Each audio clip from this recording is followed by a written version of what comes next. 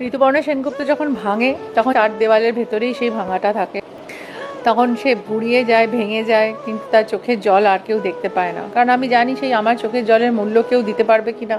তাই আমি নিজের সঙ্গেই নিঃশব্দে নিজে কাঁদি। আমার চোখের জল মোছার কেউ নেই। मैंने तेरा नाम दिल रख दिया, मैंने तेरा नाम दिल रख दिया। স্ক্রিনের আলোয় হাসি মুখে থাকা নায়িকা ঋতুপর্ণা সেনগুপ্ত 4 দেয়ালের ভেতরে কেমন করে ভেঙে পড়েন তাই জানালেন একটি বিশেষ সাক্ষাৎকারে। কাঁদতে কাঁদতে তিনি বললেন, আমার চোখের জলের মূল্য দেয় না সঞ্জয়।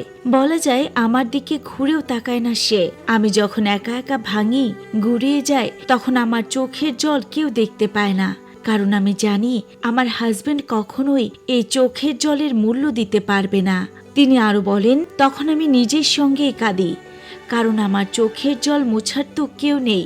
বাইরের দুনিয়া দেখে আমাকে সব সময় হাসতে, কিন্তু ঘরের ভেতরে আমি একা।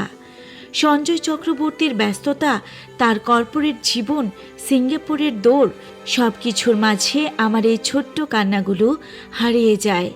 আমি চাই না কারো সহানুভূতি, আমি চাই একটু বোঝা, কিন্তু সেটুকু যেন পাই না। ঋতুপর্ণা বললেন, অভিনয়ের জগতে আমি সবাইকে আনন্দ দিই, কিন্তু নিজের জীবনে আনন্দ খুঁজে পায় না। 4 দেয়ালের ভেতরে আমি একা ভেঙে যাই, আর কেউ জানে না আমার চোখের জল শুকিয়ে যায় নিজেরই মধ্যে। এই সাক্ষাৎকারে ঋতুপর্ণার কণ্ঠস্বর ভেঙে গিয়েছিল, চোখ ভিজে উঠেছিল। দর্শকদের অনেকে এই কথা শুনে আবেগে আপ্লুত হয়ে পড়েন।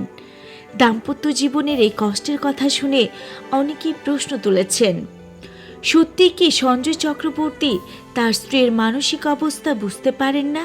ভিউয়ার্স, জীবনের আলো আধারে সবাইকে স্পর্শ করে। ঋতুপর্ণার এই স্বীকারোক্তি হয়তো অনেকের অভিজ্ঞতার সঙ্গে মিলে যাবে। ভিউয়ার্স, আপনাদের কি মনে হয়? কমেন্ট করে জানাতে ভুলবেন না।